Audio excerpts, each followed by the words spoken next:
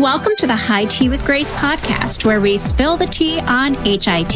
Today, I'm honored to welcome to the pod Shelly Richmond, registered nurse and case manager at Tapestry Hospice. Thanks for joining me today, Shelly. Thanks for letting me come on. I appreciate it.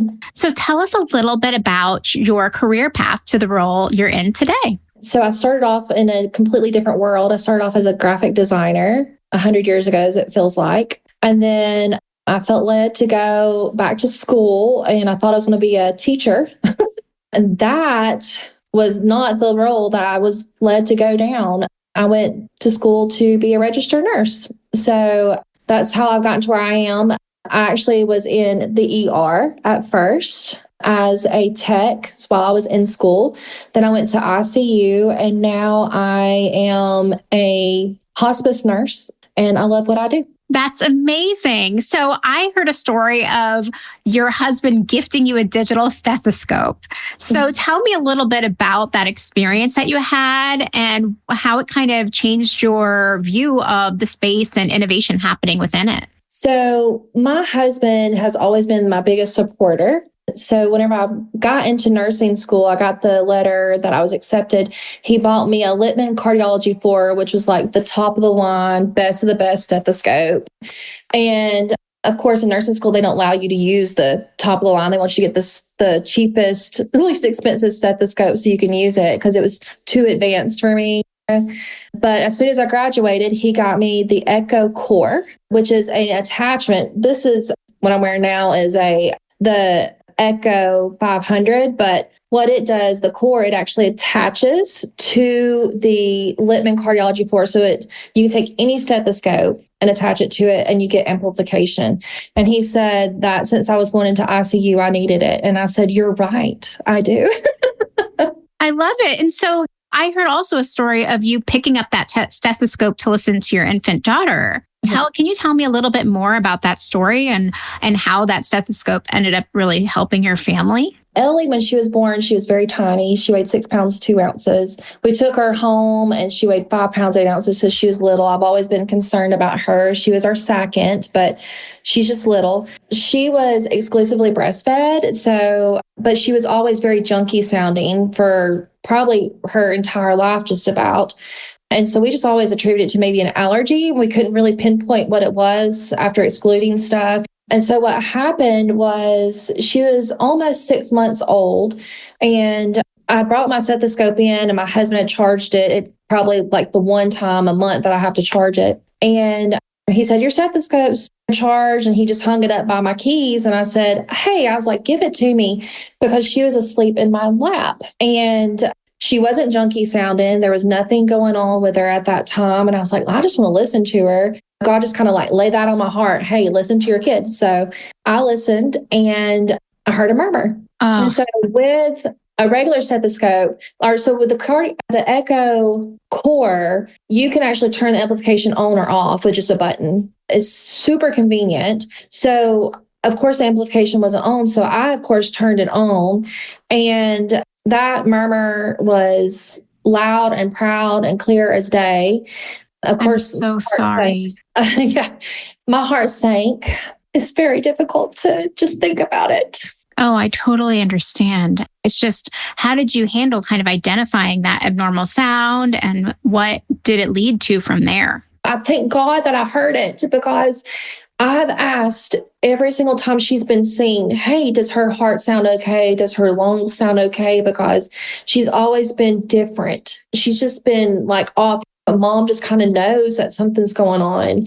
And so the cool thing about the Echo is there's an app and you can record it. And so I recorded it. Wow. You can even see it on the app. You can see everything. I don't even have to let you listen on my stethoscope. I can record it and you can hear it. You know what I'm saying?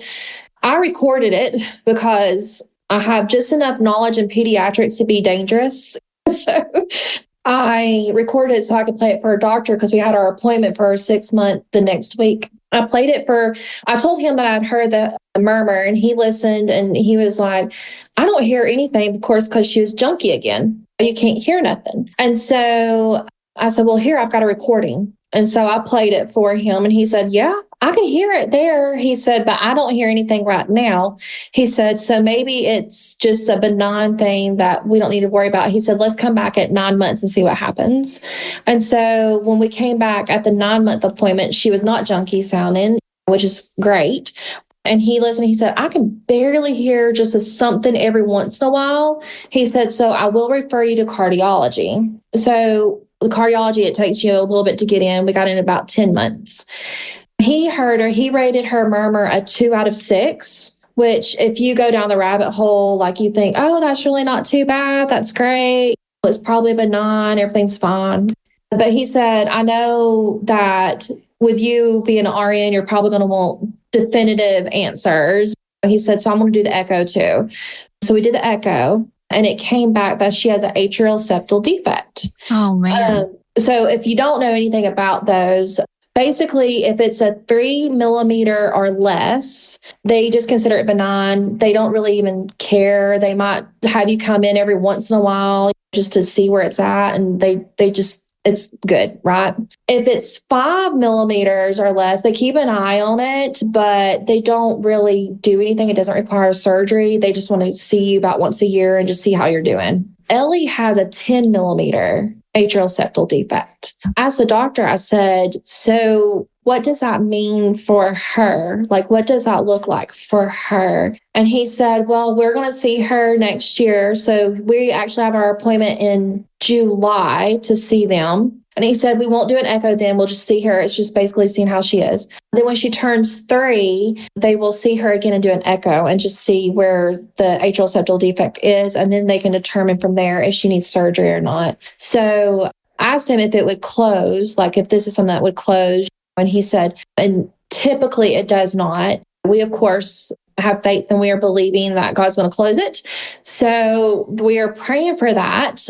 But if he doesn't, the worst case scenario is that she has a surgery. So they do a plug to go on either side of that septum. And he said it's super easy. It's just a heart cath. It's an outpatient procedure. So it's a blessing in disguise. But he told me, he said, you are so lucky that you found this. And I said, well, I'm not lucky, I'm blessed, but tell me why, and he said, well, it's because of the fact that most people who have her defect, they don't find it out until they're in their late teens, early 20s. And what happens is the person will start just getting short of breath when they're working out or doing like their normal activities. And then they go to the doctor and the doctor's like, well, I don't know what's going on. I'm going to send you to a cardiologist. They do the echo and by then damage is already done. It's permanent damage. With her, it's a very laissez-faire right now.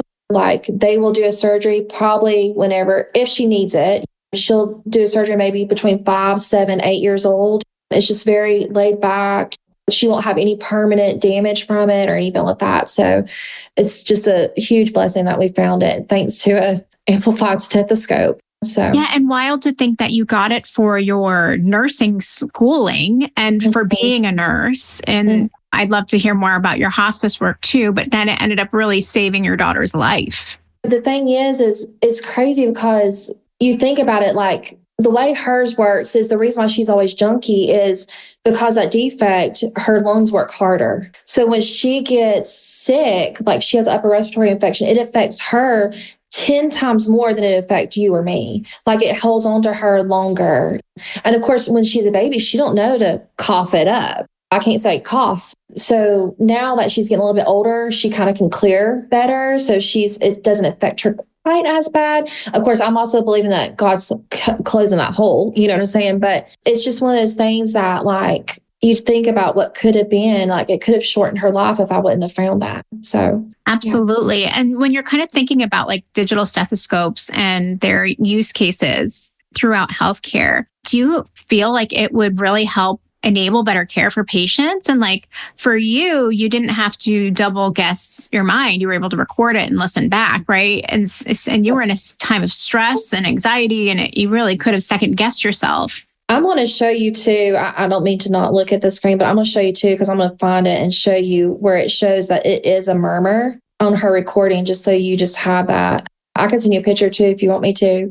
Yeah. But anyway, so I believe that everybody needs to have the best equipment to do their job. efficiently. You know what I'm saying? So my thing is if you have the ability to change somebody's life because you found something earlier that someone else couldn't find, why wouldn't you get that a piece of equipment to do that? And it should be the standard of care across all settings in that 100%. case, too. There's no reason why not.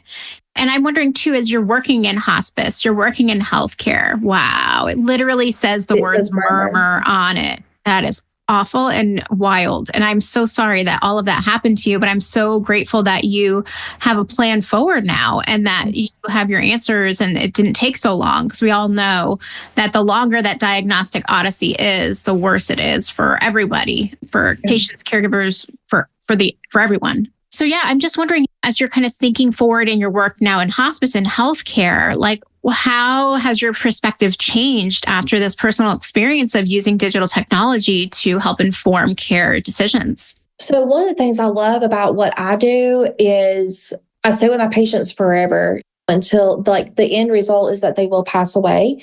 But the cool thing is like my patients are at advanced end stage disease. So with a normal stethoscope, you can't normally hear certain lung sounds or certain heart sounds. So with me, with using like I have the Echo 500 now, with it, like I am always hearing amplified lung sounds, amplified heart sounds. I can tell when someone is getting pneumonia before they really even know that they're getting it right now.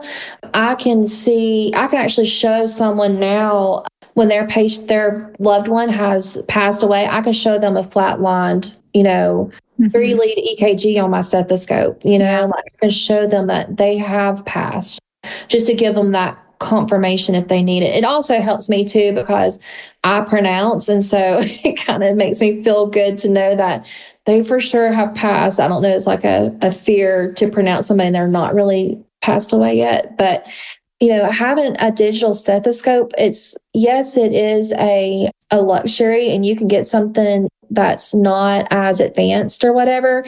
But I always tell everybody to invest in yourself and to get the stethoscope. Several of my coworkers have borrowed my stethoscope to go listen to patients. One of mine borrowed it several times and just went and got her own. It's one of those things that everybody should have one. Absolutely. And in addition to stethoscope and a digital stethoscope, what other innovations are you seeing in the hospice world that you're excited about? Like, are there any use cases of AI or data and analytics or any other technologies that are helping you do your job better? So one of the cool things that we're using now is a little bit of, I don't know if you would consider AI or just like audio technology now. Yeah. We're using that a lot for charting, which makes our charting so much easier. We're on the road all the time. We're going from house to house or facility to houses, et cetera. But we can actually go ahead and do narratives for patients with audio recordings, and it just makes our lives easier. And it also helps it get out of our mind before we go to the next person. And that's one of the easiest and coolest things that we have right now in the hospice world. Oh, I love to hear that, because you hear it happening in other settings. And it does seem like the hospice world is an afterthought, sadly, given how important it is. If you could see any innovations happen in the next 5, 10, 15 years for hospice innovation, like what would you love to see happen? I wish that we could have more, not just digital like stethoscopes or whatever, but like more digital things, like, because I come from ICU. So it would be so cool if we could just like have a whole like setup in each house. We don't want to be invasive, but just having that whole setup so you can have confirmations or just have something portable that could give us like an EKG strip or something like that. It would be so neat to be able to do that.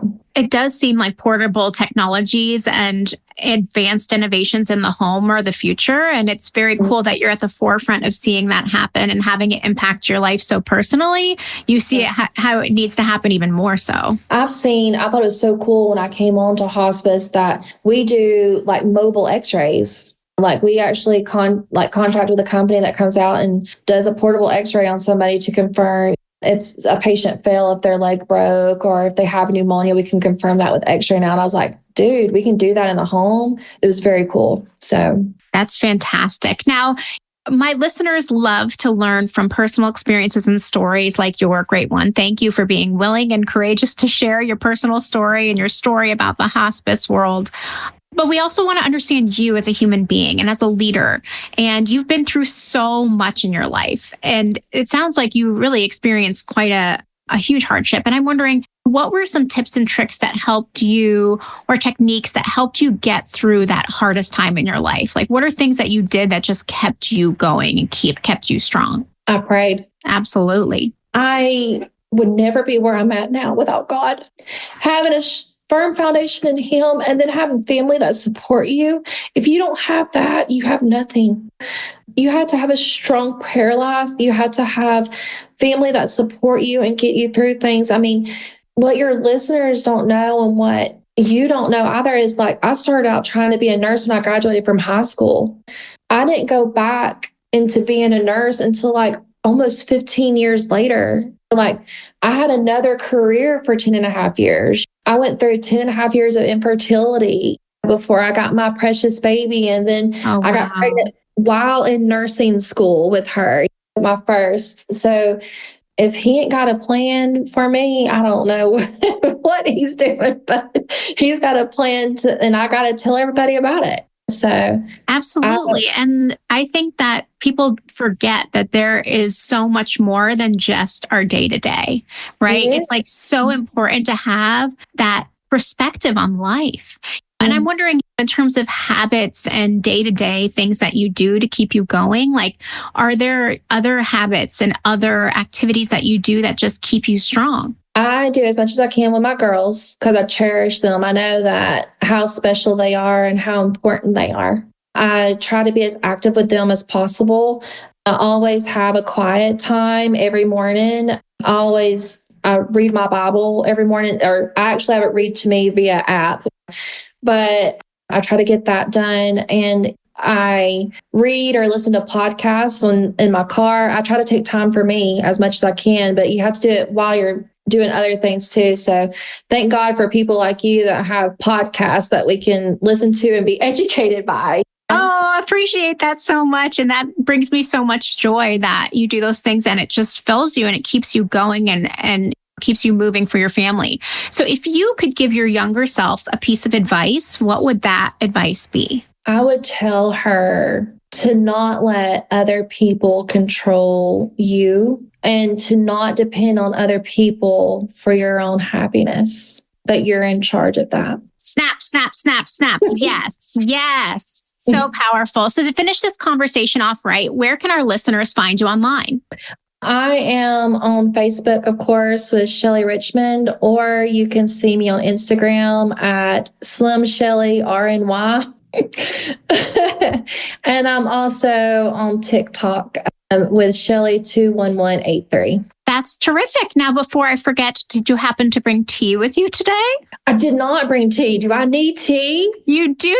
You do. Well, tell me a little bit about your favorite mug. Ooh, mine is a Pioneer Woman mug that has flowers all over it, and it's huge. It's about this big, and it's what I drink my coffee in. I love it. I love it. Well, thank you so much for joining us today, Shelly. It was great to have you on the show. Thank you. I appreciate you so much. And thanks to you folks for joining us too. Check out the HITea With Grace podcast for more interviews with great guests like Shelly today. Cheers. Like a Girl Media is more than a media network. It's a community. We want to meet you and amplify your voice and the voices of outstanding women innovating in healthcare. Interested in starting your own podcast or hosting an event near you? Connect with us online or in person. We're here to support and empower you.